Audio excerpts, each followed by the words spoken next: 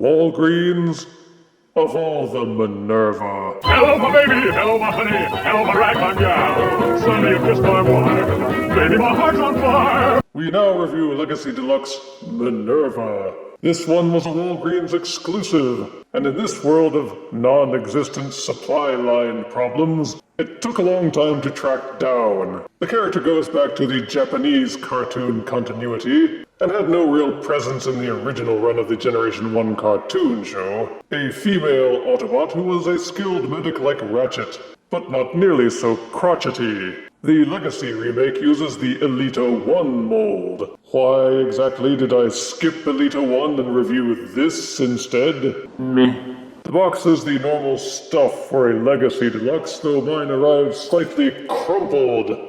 It's got the same boring art on the side panel and photos of both modes on the back, though this one is missing the usual QR code with tech specs. Thrill to the character art on the other side panel.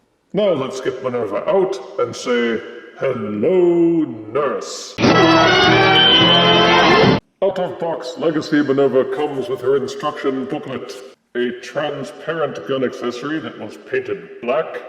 A transparent gun accessory that's painted transparent. And a plug-in siren accessory.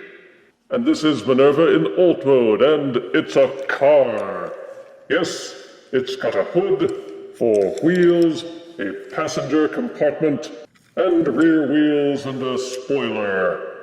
The same could be said for pretty much any of the normal Autobot car formers. This one has a kind of dune buggy feel to it, with the wheel wells that curl up over the front tire, dips down into a mini stair-step into the driver's side, then up again over the back tire. The colors are white and red, which is befitting a medical vehicle. They didn't have the guts to put a medic's cross on her anywhere, since the Red Cross has gotten all stodgy about the use of their logo. Some silver highlights would have been nice, especially on the front grille, but there's a lot of sculpted detailing, a lot of line work, and the blue windshield is nice and clear. Top, front, back, and sides all seem solid with only slight amounts of gappage, and the robot bits seem well hidden except for the feet which are hanging off the back. But they did a fair job of sculpting it so that they don't really look like feet. But turn it over and you can see pretty much the entire robot.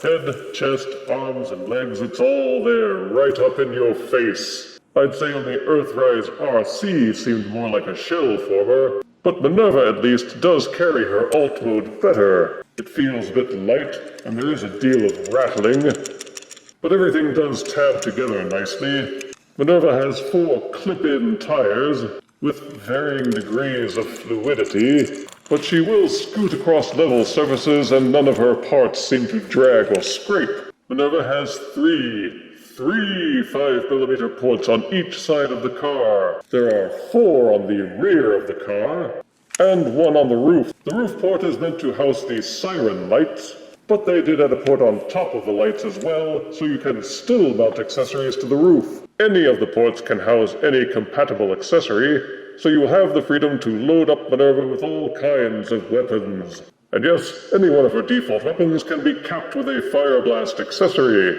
And of course, don't forget about the evo-fusion gimmick. Each weapon has its own 5mm ports, so you can stick them together and combine them. And there was much rejoicing.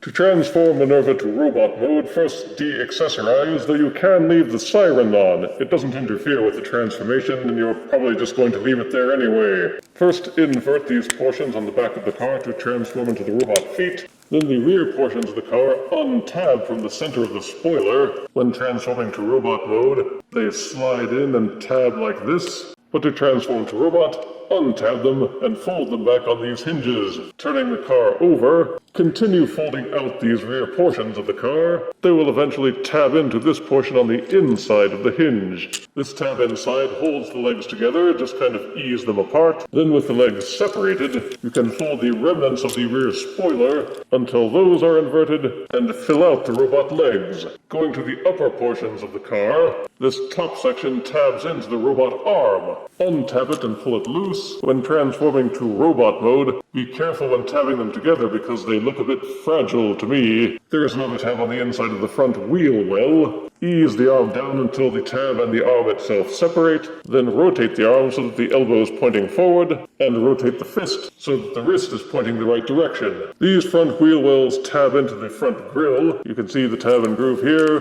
They separate and tilt back.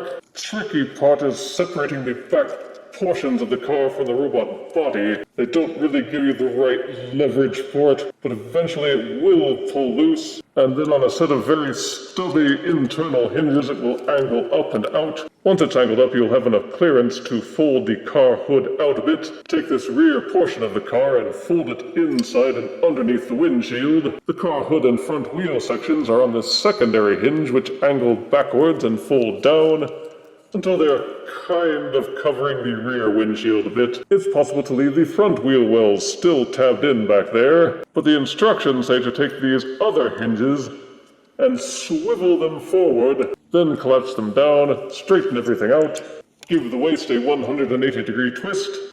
On Minerva's back there's this slot, and this tab on the car spoiler is supposed to plug in and hold it all in place. But as you can see, it doesn't hold very well. Some of the parts feel kind of thin, and some of the tabs worry me. It can be fiddly to get the hood portions aligned, but in robot mode, Minerva seems to have a bit more color to her. Perhaps because more of the red parts are exposed, especially at the thighs. She's not quite as tapered as you might expect from a normal fembot, but at least she isn't overtly butch, like Robots in Disguise Strongarm was. The proportions seem good in any case, with neither the arms nor the legs being too long or too short, and a clean silhouette all around. There also don't seem to be any hollow portions, though she feels quite light and rattles a lot. Most of the car parts are folded up on her back, so there's some pretty strong kibbling, with the front wheel wells slung right over her shoulders. Most of the tabs feel solid, except for the car parts on her back, of course. They were supposed to tab in, but at least on my copy that tab and groove just won't catch. Boo!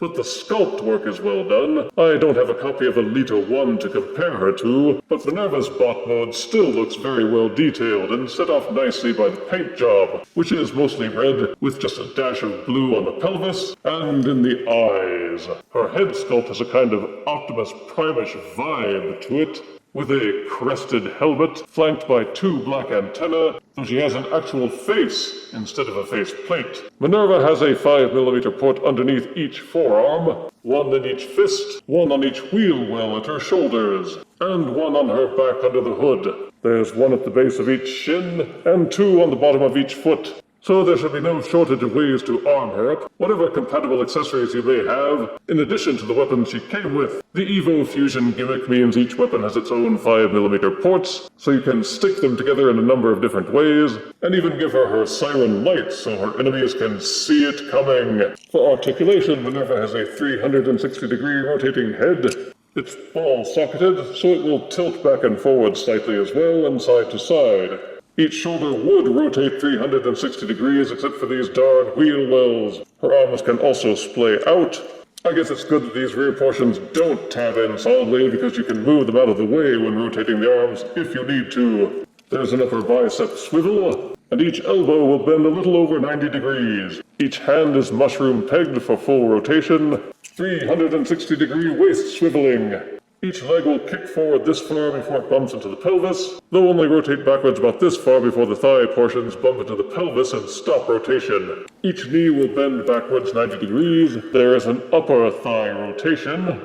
And as part of the transformation, the feet will tilt in and out. Forward and backward foot tilting would have made it much better, and the back kibble gets in the way a lot. But her articulation puts her on line with most mainline Deluxe figures.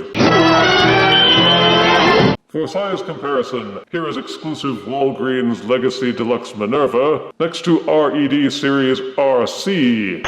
Here is Legacy Deluxe Minerva, next to Kingdom Commander Rodimus Prime. And here is Legacy Deluxe Minerva, next to the evil Dr. Doofenshmirtz.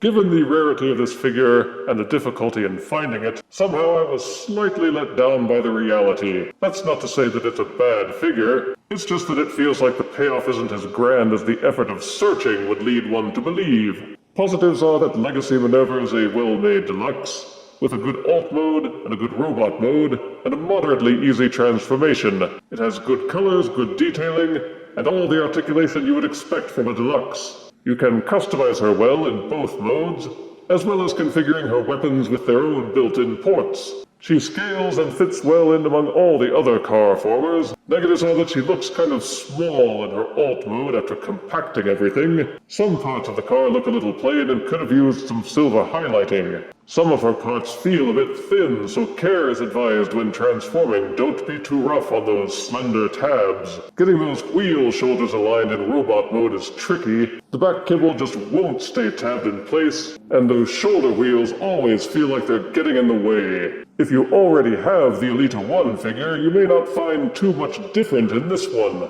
I would say if you do come across Minerva, pick it up just for the rarity. But I wouldn't advise going through too much time, effort, or expense to track her down. I give Walgreens Exclusive Legacy Deluxe Minerva 7 out of 10 deaths. Perhaps Hasbro's methods of distribution for their exclusive figures are what really needs a medic. If you refuse me, honey, you lose me. Then you'll be left alone, oh baby. Tell more and tell me I'm your own.